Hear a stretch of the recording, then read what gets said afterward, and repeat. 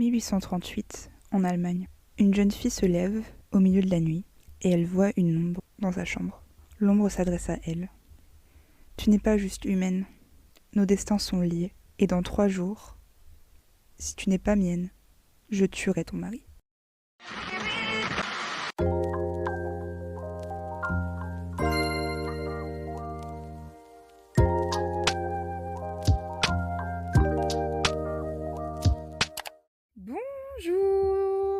Bonjour et bienvenue sur ce premier épisode du Twist Final. Un podcast où on parle de cinéma, mais de façon un peu décontractée, où je vous parle du twist des films que je viens de regarder, comme si je parlais à mes potes. Et aujourd'hui, on parle d'un film qui a fait beaucoup parler de lui, c'est Nosferatu. J'avais beaucoup attendu de le voir, et j'en attendais beaucoup, et je vous dirai ce que j'en pense à la fin. Mais en attendant, on va commencer avec la première scène. Attendez, est-ce que peut-être d'abord je parlerai pas un peu du contexte du film? Nosferatu, c'est un film de vampire. C'est en fait le film de vampire qui est adapté. Un truc moi que je savais pas du tout quand j'ai regardé le film. Je me suis dit mais putain mais ils ont tout pompé sur Dracula, c'est vraiment la même histoire. Mais en fait non. Enfin si, mais non. Nosferatu, le film de 1920 et quelques, en fait, adapte l'histoire de Dracula, mais à cause d'une histoire de droit, ils n'ont pas pu utiliser le nom. Donc c'est pour ça qu'il y a Nosferatu, et c'est pour ça aussi que l'histoire est exactement la même. Mais bref, avec un twist un peu plus gothique, moins flamboyant, Twilight et machin, qui a même d'ailleurs dans le Dracula de Coppola aussi, le Dracula est quand même séduisant, machin et tout ça. Nosferatu, il est plus dégueu, quoi. Il est un peu... C'est un vrai monstre. Est-ce qu'on commencerait pas avec la première scène? La première scène où on rencontre notre personnage principal, que j'ai appelé Lily pendant tout le long. C'est Lily Rose Depp. Et Lily Rose Depp, c'est notre personnage principal. On la rencontre avec une musique un peu effrayante et elle pleure. Et on la voit pas vraiment très bien, elle est dans l'ombre. À ce moment-là aussi du film, le film est en noir et blanc, ce qui changera plus tard. Enfin, même si la couleur est jamais très criarde, mais à ce moment-là, le film est en noir et blanc. Lily pleure, on ne sait pas exactement ce qui se passe. Elle marmonne, c'est comme une espèce de prière. Peut-être qu'elle prie Dieu, on ne sait pas exactement. Elle semble désespérée. Et la pauvre, on lui répond. On lui répond, mais c'est pas ouf. C'est pas ouf, c'est pas ouf. On va voir pendant le film qu'en fait, peut-être que ça aurait été mieux qu'elle reste seule, en fait. Qu'elle reste seule, que personne ne lui réponde. Mais là, en l'occurrence, elle prie. Elle est désespérée. Elle se sent seule. On lui répond et une ombre apparaît. Et parle dans une langue qu'on ne comprend pas vraiment. Ça ressemble un peu à du démonique, un truc comme ça. Et là, oupsie, c'est vraiment la fin des haricots, puisque elle fait un pacte, on la voit se convulser, et c'est la fin de cette scène. Là, moi déjà, enfin, tout est annoncé en fait dans cette scène. On sait déjà que ce film, cette histoire, ça sera une tragédie. C'est l'histoire de Lily qui va pas, pas bien finir finalement, quoi. Ensuite, là on arrive des années et des années plus tard. Le film maintenant est en couleur, même si comme je l'ai dit plus tôt, c'est pas très criard, quoi, hein. C'est pas ouf, mais là on a de la couleur. Lily est toute grande, elle est mariée à Thomas, qui, si vous avez regardé Skins, vous connaissez l'acteur, c'est celui qui faisait Tony, si je ne me trompe pas. Ils sont mariés, ils ont l'air de vraiment être amoureux, ils ont un petit chat, tout va bien. Elle, on sent qu'elle est plus sexuellement libérée que lui. En tout cas, elle essaye d'initier un acte sexuel. Et lui, il est pas trop chaud. Direct, on sent que Lily, elle est anxieuse. Elle est très anxieuse. Elle sent les choses. Parce que Thomas, il lui parle de, je sais plus, de son travail ou je sais pas quoi. Et direct, Lily, elle dit, ils vont me le prendre. Ils vont l'envoyer ailleurs, en fait. Et on va se rendre compte qu'elle avait peut-être plutôt raison, finalement. Aussi, on est en Allemagne en 1838, ce qui est aussi très intéressant, puisque c'est l'époque de la psychanalyse, de tous les trucs en mode... voilà, si ta meuf, elle a une dépression, en fait, c'est parce qu'elle est réprimée sexuellement, et il faut lui faire des électrochocs. Enfin bref, J'exagère vraiment, c'est pas, je suis pas une experte, mais globalement, c'est le début du travail de Freud, de tous les trucs de psychanalyse et tout ça. Donc je trouve ça aussi intéressant que le film se passe à ce moment-là. Je sais pas si le film de 1920 et quelques se passait aussi à cette période-là, mais je trouve que c'est très intéressant. Thomas, il court dans la rue et il arrive à son travail. Et là, alors je sais pas si vous avez vu le film de Noël des Meupettes, mais vraiment, c'est le même endroit. C'est le même endroit. Et ça se trouve, je suis juste pas du tout culturée. Et tous les cabinets d'avocats ou de machin. Je sais plus d'ailleurs ce qu'il fait. Il est pas avocat, mais il vend des maisons. Donc c'est peut-être un notaire. Disons que c'est un notaire. Mais peut-être que tous les bureaux de notaires du 19e siècle ressemblent à ça, mais moi vraiment j'ai vu le truc, je me suis dit c'est comme Scrooge, c'est le même bureau. Bref, il y arrive, il est à son bureau, il est en retard, pas bien. Et là on sait que en fait lui c'est un peu le nouveau quoi. Il essaie un peu de prouver à son patron que c'est un bon travailleur pour avoir... je sais même pas, qu'est-ce que je raconte là, je sais même pas. Mais bref, on sent que lui, Thomas, c'est le nouvel employé. Il essaie de prouver que c'est un bon travailleur et tout ça et tout ça.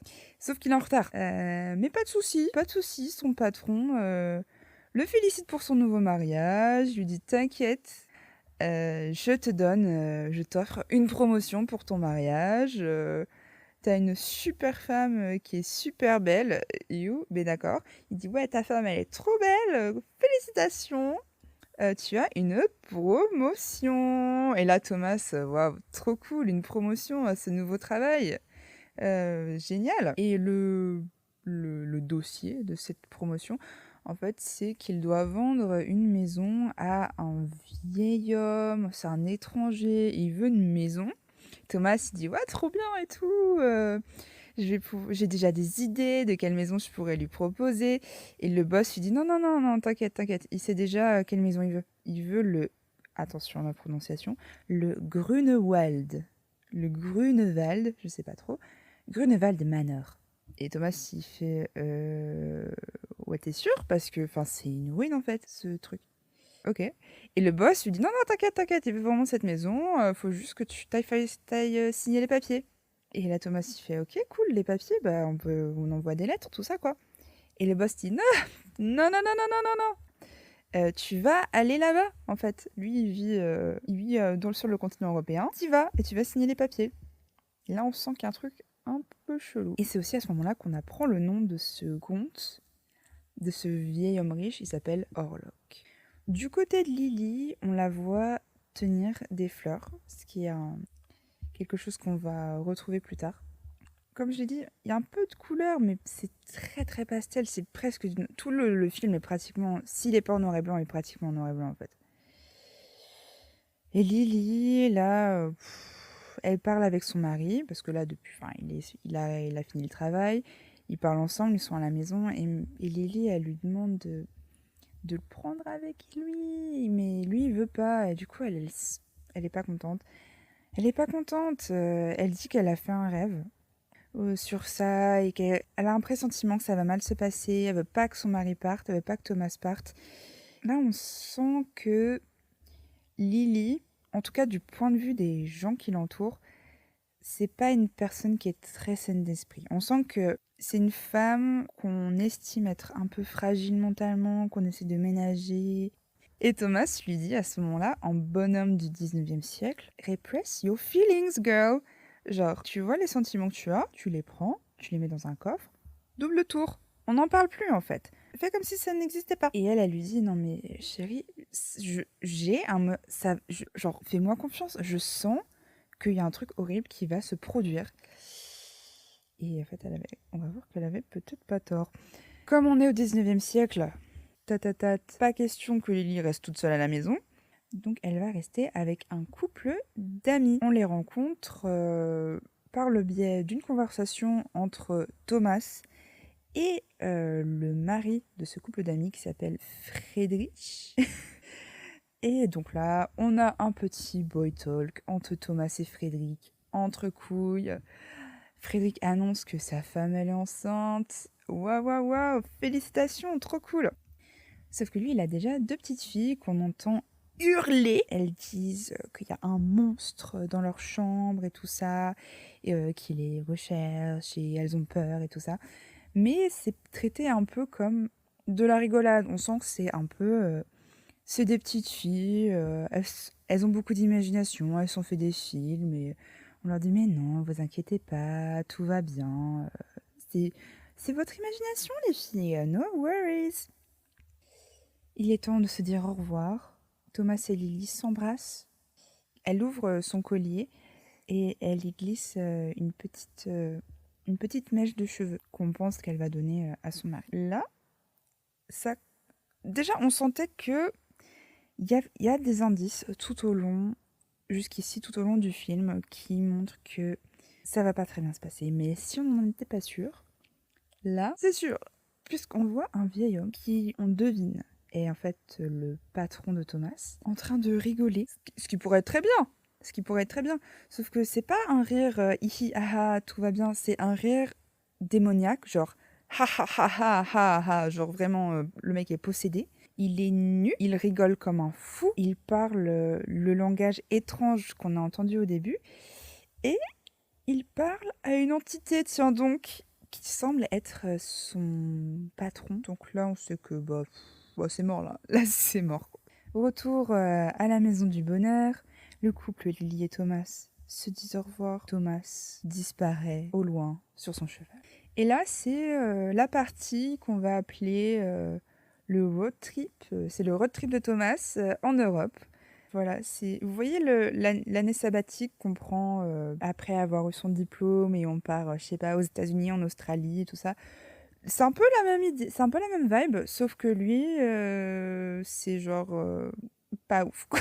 Pas ouf du tout. Donc il est sur son petit cheval, tranquille, il se balade, il voyage. Il arrive dans un village où... Moi, j'ai pas trop compris, en fait. Au début, je pensais que c'était bonne ambiance, tu vois, parce que les villageois, ils dansent, ils font la fête, tout va bien. Et j'avais pas compris que c'était censé être un peu creepy comme ambiance, mais ça le devient vite. Donc là, il y a un mec qui commence à rigoler pour rien. Genre pour rien, mais je me dis, bon, tu vois... Là, j'ai encore espoir à ce moment-là. Je sais que ça va mal se passer, mais j'ai encore espoir que ça se passe bien. Le mec commence à rigoler pour aucune raison. Puis tout le monde commence à rigoler. Thomas, il se dit, mais qu'est-ce que c'est que ce village de fous? Genre, qu'est-ce qui se passe? Il décide de rester pour la nuit à une taverne où il a pas l'air d'être très... Les gens ont pas vraiment l'air de vouloir qu'il reste ici, en fait. Il y a une femme, quand il est à la taverne, qui sort de l'ombre et qui lui dit de faire attention aux ombres. Est-ce qu'il va écouter? Non, voilà. Pendant la nuit, il espionne un petit peu. Enfin, même pas vraiment, il espionne, il regarde par la fenêtre. Et il assiste un peu malgré lui à une cérémonie assez étrange. Les villageois marchent tous ensemble. En leur centre, il y a une femme nue sur un cheval. Il y a des incantations, des torches. C'est mort, quoi. Ça va pas du tout bien. Il marche vers quelque chose. À ce moment-là, j'étais pas encore sûre de ce qui allait se passer. Je me dis, est-ce que c'est un vampire? Est-ce que... Je sais pas trop. Ils arrivent vers ce qu'on imagine être un cadavre et ils le poignardent. Voilà. C'est la nuit. La première nuit de Thomas à l'auberge. Donc tout va bien. Super échange Erasmus pour l'instant. Tout se passe génial. Le jour après, c'est bien simple. Il y a personne. Il y a personne. Le village est vide. Lui, Thomas, il continue son voyage parce que on se rappelle qu'il il fait pas ça pour rien. Hein. Il doit aller rencontrer Orlok pour lui faire signer des papiers pour sa nouvelle maison. Donc là, c'est bon, il est arrivé trop loin. Il y a plein de trucs étranges qui se passent, mais il faut quand même qu'il aille faire signer ces putains de papiers là. Donc, il continue à marcher tout seul. Il y a des croix partout, surtout à un moment avant qu'il traverse un pont, il y a des croix, mais partout. Tu sens que ça va, c'est pas ouf là, c'est pas ouf.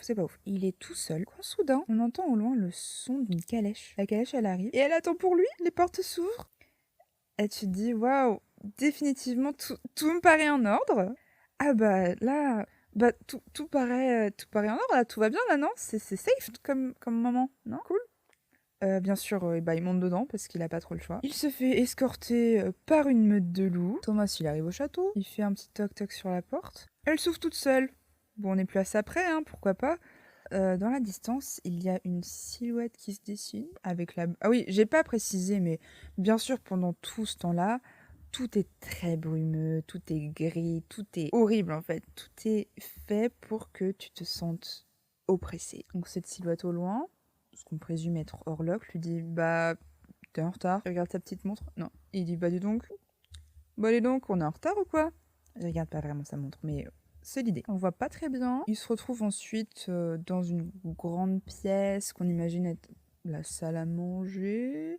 On ne voit jamais très bien Orlok à ce moment-là. Il est un peu toujours dans l'ombre, mais on voit qu'il est un peu creepy, il a des grands doigts.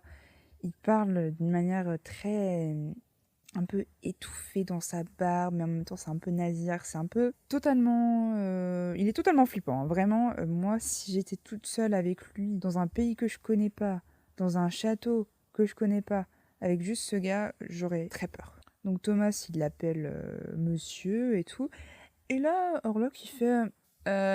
Sorry, moi en fait je suis pas monsieur, je suis un lord en fait, donc tu vas m'appeler Lord. C'est un peu... Il est un peu sassy comme ça, il lui dit... Moi, je suis un lord, en fait. Donc, tu m'appelles Lord. Slave. Mais en gros, il établit la dominance. Et Thomas, il fait ok, ok, Lord, pas de souci, hein, ok. Pas du... Pourquoi pas? Il lui demande un peu, les gens ici, ils sont un peu chelous, non? Orlok, il sort de ses gonds. Il lui dit, waouh, waouh, waouh, tu parles pas des gens d'ici, ok? Tu parles pas des gens d'ici. T'as pas besoin de savoir et je veux plus jamais que tu poses la question, ok? Et là, Thomas il a trop peur. Il se dit, mais qu'est-ce qui se passe? Mais où je suis? En fait, je suis chez les fous. Il se retrouve dans une espèce d'appentis, un lieu qui, je pense, de base était fait pour mettre de la nourriture. Vous voyez un peu? Une espèce de cave où il y a des cercueil partout avec une silhouette dans la distance. Et là, on se rappelle la première fois il a rencontré Orlok et on se dit oh merde, c'est Orlok. Sauf que non, en fait, c'est juste une statue, pas de souci. Non, d'ailleurs, c'est pas une statue, c'est juste un portrait en fait. Mais sur ce portrait, sur le cadre du portrait, on retrouve le même pentagramme qu'on avait vu au début. Vous vous souvenez la scène avec le patron. Thomas ne connaît pas ce signe, mais nous, en tant que spectateurs, on retrouve ce signe, donc on commence un peu à mettre... Vous voyez les fils rouges là? On commence un peu à connecter les différents fils ensemble de notre enquête, quoi. Il ouvre un des cercueils, il voit encore, et là on se dit, ok, il va le poignarder, il va pas le poignarder, il va le poignarder, il va pas le poignarder, il poignarde. Sauf que le corps se défend. Le corps se défend parce que c'est un vampire, c'est pas juste un mec mort, c'est un vampire. Et là, il s'enfuit, il a trop peur, il y a des chiens qui lui courent après et tout. C'est horrible. Et on sait pas ce qui se passe parce que ça cut. On se retrouve avec Lily qui fait des rêves. Il y a beaucoup de rêves, de pensées dans ce film puisque c'est comme ça que Orlok et Lily se parlent la grande majorité du film. Tout le début en tout cas, une grande partie du film, Orlok parle à Lily à travers ses rêves. Et là, Lily, elle entend ce qu'on imagine, plutôt sait être Orlok. Et Orlok lui dit « Ton mari est perdu, ne rêve que de moi à présent », un truc du genre. Et Lily, ça lui fait pas du bien. Elle est somnambule, elle est nue aussi. Et il y a vraiment ce truc que je trouve assez intéressant où ce que les contemporains de Lily voient comme une espèce de folie ou quote unquote entre guillemets hystérie, qui n'est pas d'ailleurs pas une vraie maladie, hein, mais qu'on aimait beaucoup diagnostiquer à l'époque. Donc tout c'est le fait qu'elle voit des choses, qu'elle soit somnambule, qu'elle dorme mal, qu'elle soit pas une femme convenable, encore une fois entre guillemets. Ce que les contemporains de Lily voient un peu comme de la folie, en fait, dans le film, c'est justifié par son lien avec Orlok et son lien avec l'au-delà. Et ça, je trouve ça très intéressant et très cool. Retour chez Orlok, et il y a Thomas qui est en train de se... J'ai marqué, Thomas est en train de se faire sucer par Orlok. Alors, on est d'accord, le sang. Ça se passe pas très bien pour Thomas. Du côté de Lily, là, le couple qui la garde, parce que c'est vraiment ça, hein, ils la gardent. Ils en ont marre, donc ils l'amènent chez le docteur, parce qu'ils disent, c'est bon quoi, déjà elle est un peu folle, maintenant elle devient somnambule, elle se met toute nue, on a des enfants nous quoi. Attendez, je vais prendre un peu de thé. Ok, j'ai un peu envie de mourir parce qu'en fait, depuis que j'ai pris ma pause-thé là, je n'enregistrerai plus. Voilà, donc en fait je vais devoir tout refaire. Génial. Donc là on en était où Lily, oui, elle est somnambule et elle est toute nue. Frédéric et tout, il est pas content, il dit non, non, non, non, non, non, non, non, non, ça va pas se passer comme ça, il amène un docteur. Il amène un docteur parce que là c'est bon en fait. Le docteur, c'est un docteur du 19e siècle, donc il dit ouais, t'inquiète, tu la chloroformes, tu la fais tomber dans son corset, tu l'attaches, hein, t'inquiète, vraiment, pas de souci, hein, pas de souci. À ce moment-là, les points de vue changent, un peu tout le temps. On voit Thomas qui tombe d'une fenêtre. On se retrouve du côté de Lily, où là, la Frédéric, il en a trop marre. Il est super condescendant. Il dit c'est bon, là, les femmes, j'en ai trop marre. Vous êtes trop folles, blablabla, blablabla. Vous êtes dégoûtante. T'es juste une hystérique. Et sa femme lui dit mais arrête d'être un connard. En fait, c'est pas une hystérique. Enfin, en fait, la femme pense un peu que c'est une hystérique aussi. Mais elle lui dit arrête d'être méchante avec Lily. En fait, arrête d'être méchant avec Lily. Lily convulse et tout. Nouveau point de vue. Il y a un homme qui a l'air un peu fou, qu'on a mis dans une cellule qui normalement était interdite parce que des conditions trop horribles. Mais on nous explique qu'il est là parce qu'il a été attrapé en train de manger des moutons vivants. Génial. On lui parle. Et il dit il dit rien en fait. Il dit juste je suis son servant, je suis son servant.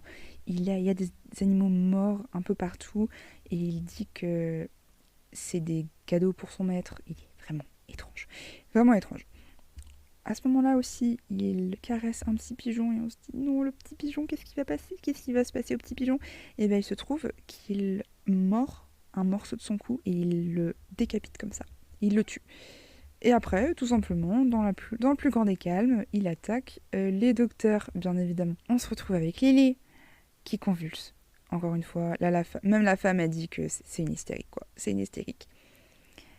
Thomas, on se rend compte que Lily, elle avait peut-être pas tort. Là, Frédéric, il apprend qu'il est vraiment... On ne sait pas ce qui lui arrive. Il a vraiment disparu. Sauf que nous, on sait. Il y a une femme qui retrouve Thomas dans la rivière. Elle fait une espèce de messe noire et il revient à la vie. Le docteur de Lily, il dit là, en fait, moi, je sais plus quoi faire. En fait, je peux plus rien faire pour elle. Mais il y a un mec... j'ai suivi ses cours quand j'étais étudiant. Il est un peu fou, il fait un peu de l'occulte, mais je pense que là, il n'y a que lui qui peut nous aider. Il s'appelle, attention à ma prononciation, il s'appelle Everhard von Franz, qu'on va appeler EVF, parce que c'est plus court. On assiste à un nouveau point de vue. Cette fois, on est dans un bateau. Si vous avez déjà vu Dracula, ou que vous connaissez un peu l'histoire, vous savez ce qui se passe. On voit une petite boîte dans la cale du bateau. Et on se dit, bah voilà, c'est un petit bagage. C'est un bagage. Sauf, non. Parce que sur la boîte, il y a quoi? Il y a le même pentagramme qu'on avait vu plus tôt. Et là, c'est pas très compliqué de savoir ce qu'il y a dedans. Orlok, même dans sa petite boîte, on pourrait croire que voilà, il va profiter du voyage pour se reposer. Non, non, non, non, non. Il continue à hanter Lily. Il lui parle et lui dit des trucs de vieux mecs chelous et un peu dégueulasses. Oui, ne pense qu'à moi, tu es à moi, blablabla, blablabla, blablabla. Bref. Du côté de Frédéric, on décide que, ouais, non, là, va falloir... ils vont chercher EVF. Ils le ramènent chez Lily. Enfin, chez Frédéric, du coup, mais Lily est chez Frédéric. EVF, il dit, mais vous avez chié dans la colle, les gars, vous êtes fous. Pourquoi elle est attachée? Pourquoi elle est bourrée de médicaments? Vous arrêtez, en fait. Et c'est la première fois, je pense, depuis que le mari de Lily est parti, que quelqu'un lui parle vraiment, en fait.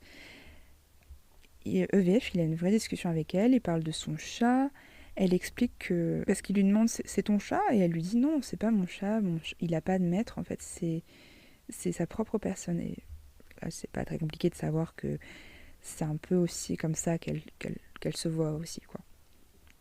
Lily, elle dit à ce moment-là à EVF qu'il y a son esprit, il s'est toujours un peu baladé ailleurs depuis qu'elle est enfant, qu'elle a toujours été un peu, j'ai pas envie de dire étrange, mais qu'il y a toujours eu quelque chose d'autre avec elle. Genre elle savait toujours ce qu'elle allait avoir pour Noël, elle l'a senti quand sa mère allait mourir, elle savait quand ça allait arriver, des choses comme ça. Elle a toujours vu des cauchemars, et son père était dégoûté par elle, il l'a traitée de pécheresse et tout ça. Elle parle d'une anecdote où une fois, il l'a surprise nue, et du coup, il l'a traitée de pécheresse, et ça a arrêté quand elle a rencontré son mari, Thomas. Et c'est à ce moment-là qu'elle pose cette question qui est, je pense, la quote la plus connue de ce film. Elle lui dit « Est-ce que le mal vient de nous ou d'ailleurs ?» Encore une fois, elle convulse, elle est en transe. EVF dit qu'elle a trop de sang, il pratique une espèce de mini-opération, il lui transperce la main, c'est assez étrange. Il explique qu'en fait elle n'est pas avec nous là, et qu'elle le ressent pas, mais ça reste étrange. Il lui transperce le poignet avec une grosse aiguille, c'est vraiment pas ouf.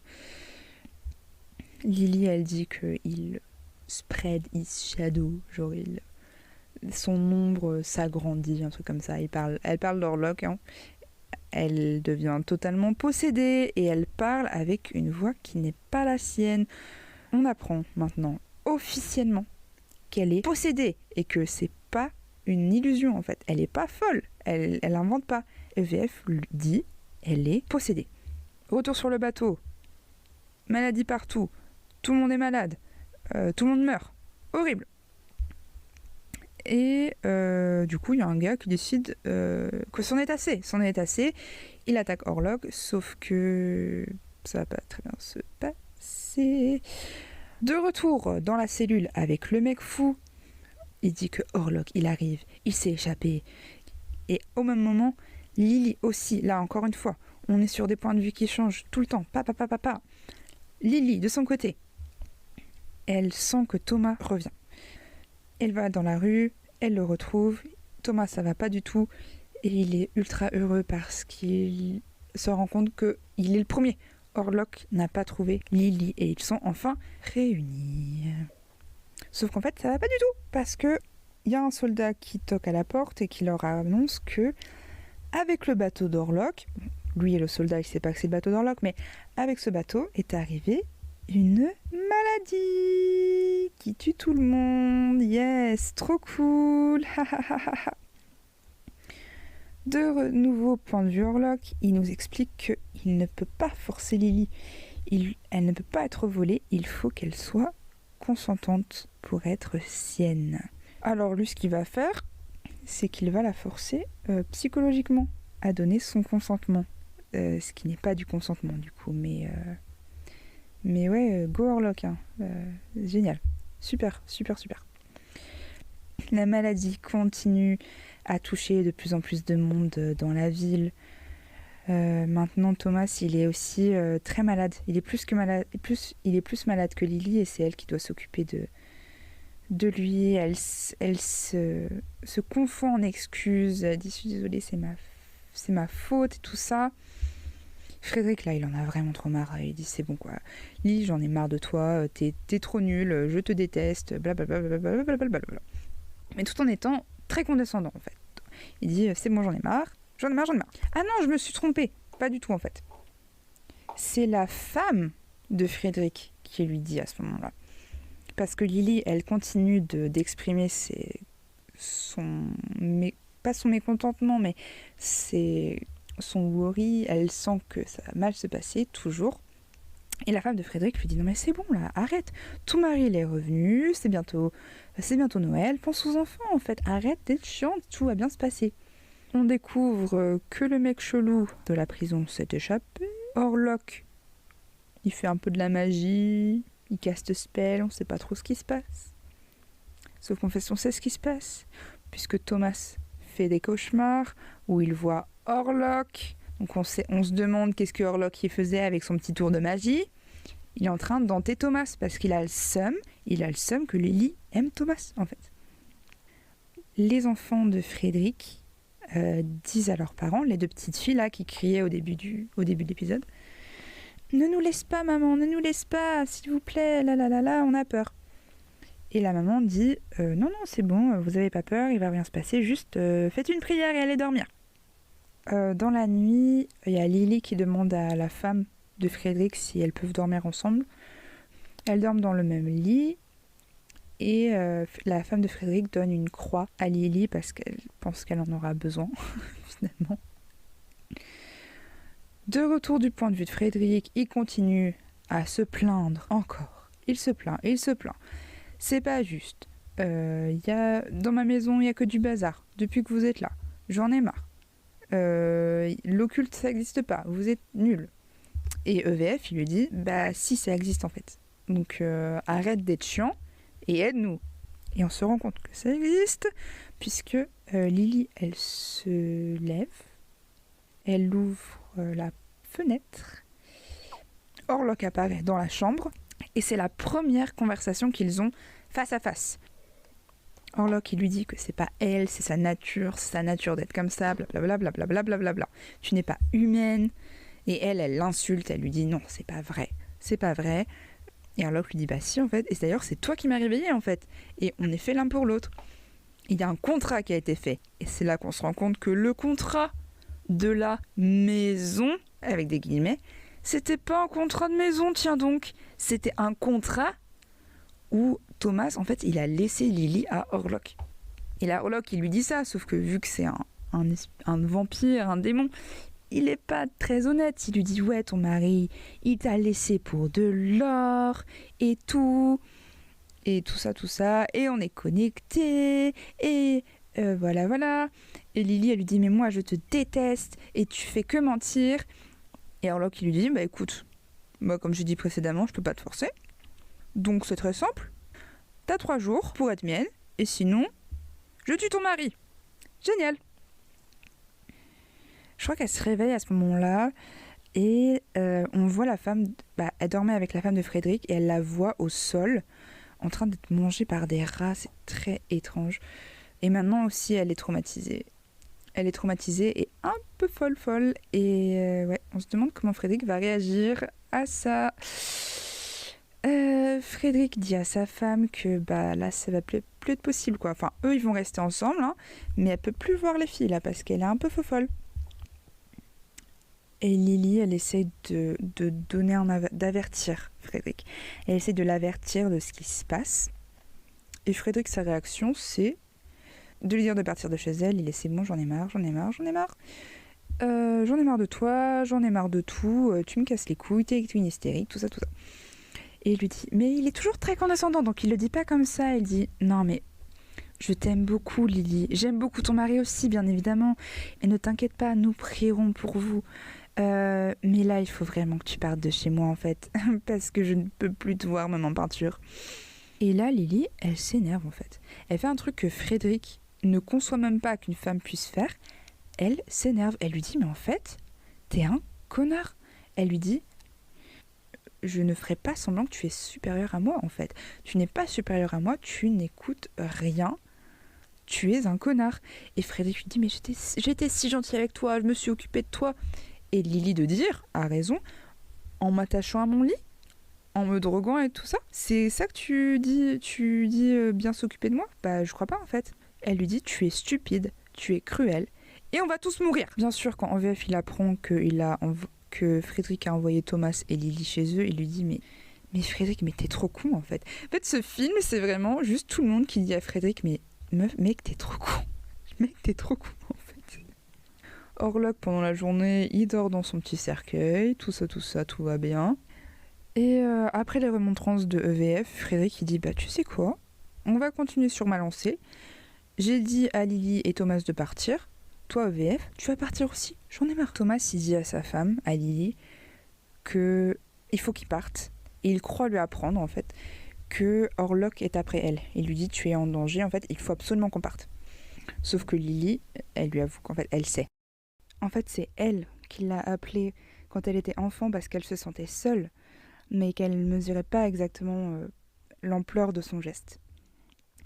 Et là, il y a un switch.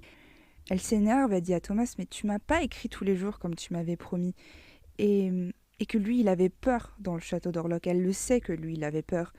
Et qu'en plus, il l'écoute jamais. Et elle finit par lui dire, en fait, tu m'as vendu pour de l'or. Thomas lui dit, mais moi, je l'ai fait pour toi, en fait. Et je pense que comme on l'a dit précédemment, il n'a pas vraiment compris ce qu'il le vendait à ce moment-là. Et Lily lui dit que c'est stupide, en fait. Pourquoi faire pour acheter toutes ces choses qu'on a, mais si on peut pas être ensemble, ça sert à rien. De nouveau, elle l'est possédée.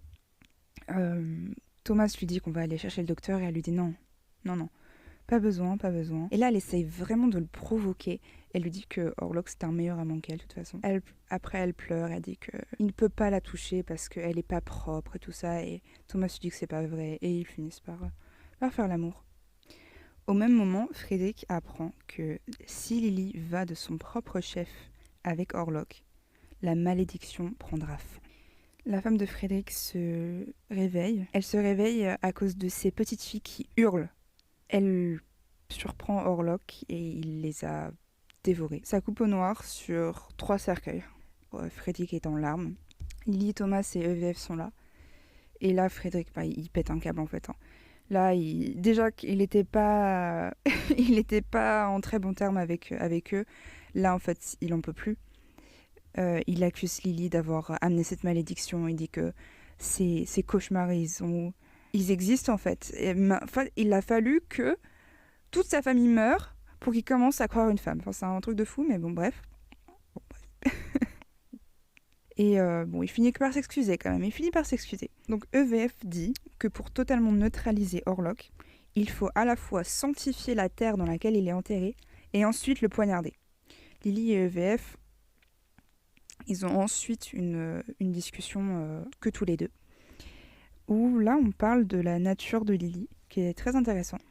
Elle dit en fait ce qu'elle nous a dit depuis le début, que voilà, elle est différente, mais elle s'est toujours repressée pour pouvoir être normale en fait dans la société dans laquelle elle est. Et EVF lui dit qu'en fait là, c'est la seule fois de sa vie où il va falloir qu'elle embrasse sa nature. Et c'est assez beau parce qu'il lui dit aussi qu'en fait Lily, si elle est comme ça, c'est parce qu'elle est plus proche du divin en fait que les autres. Et que sûrement dans une autre vie, dans une autre époque, elle aurait été une sorte de prêtresse ou quelque chose comme ça. Malheureusement, la pauvre, elle est née à l'époque victorienne. Voilà. Lily ensuite dit à Thomas, elle lui fait promettre de ne pas revenir à la maison avant d'avoir tué Orlok.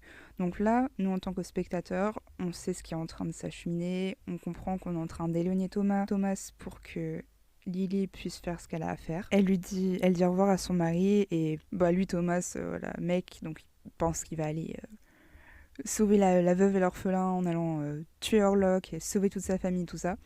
Et il s'en va comme ça. Mais Lily, elle sait très bien que c'est un adieu en fait.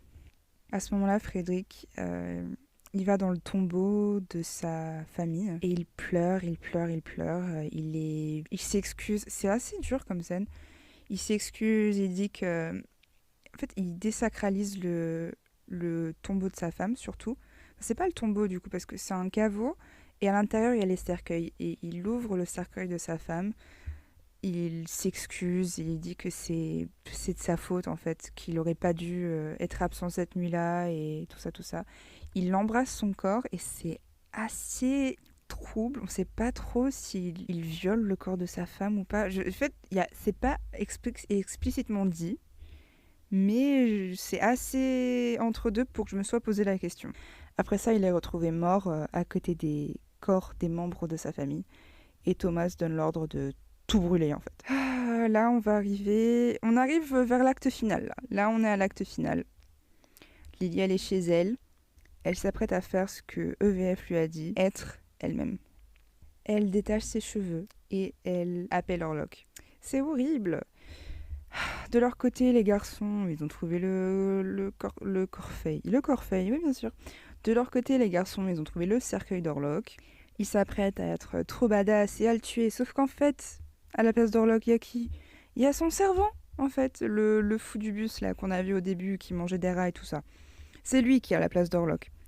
Et quand Thomas y réalise ça, il comprend que Orlok, il va aller chez Lily.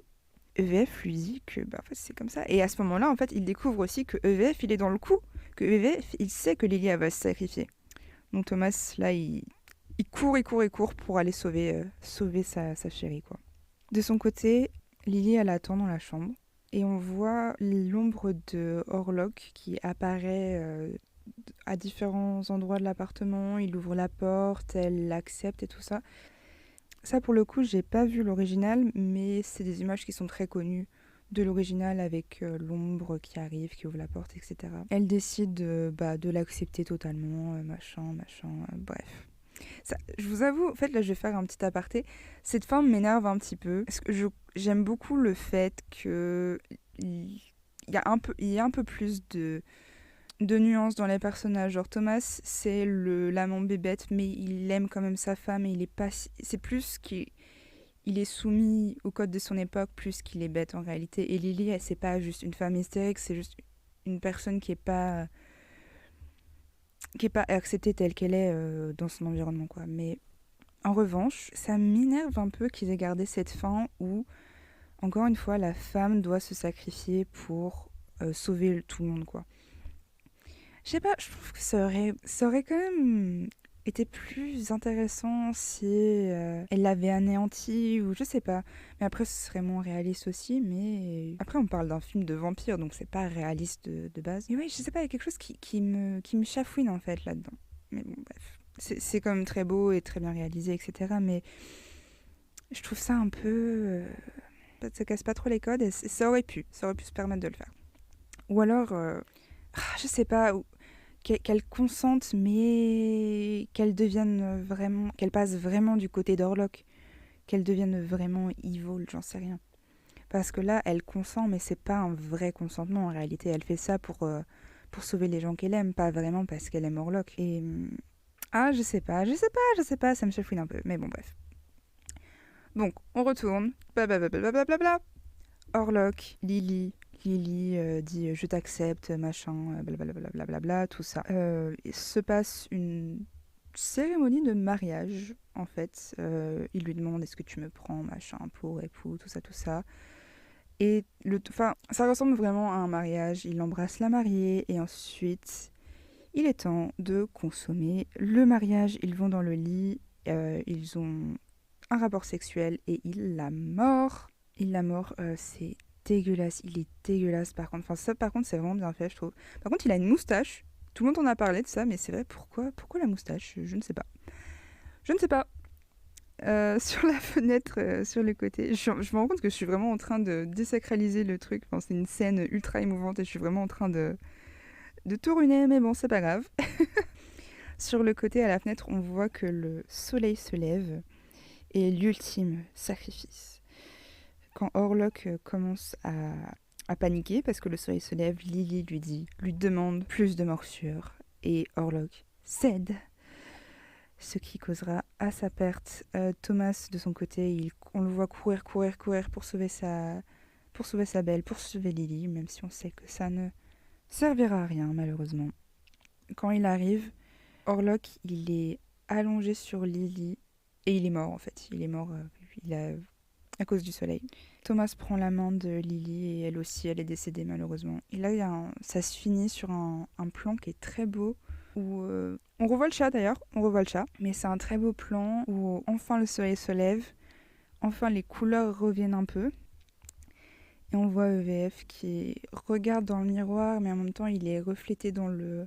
Non, il regarde par la fenêtre, mais en même temps il est reflété dans le miroir. C'est un très beau plan et on voit les fleurs du début. Vous vous souvenez quand Lily, elle tenait ses fleurs et voilà. Bah là, elles sont sur le lit, sur son cadavre. C'est visuellement très beau. Et voilà quoi, c'était Nosferatu. Qu'est-ce que vous en avez pensé?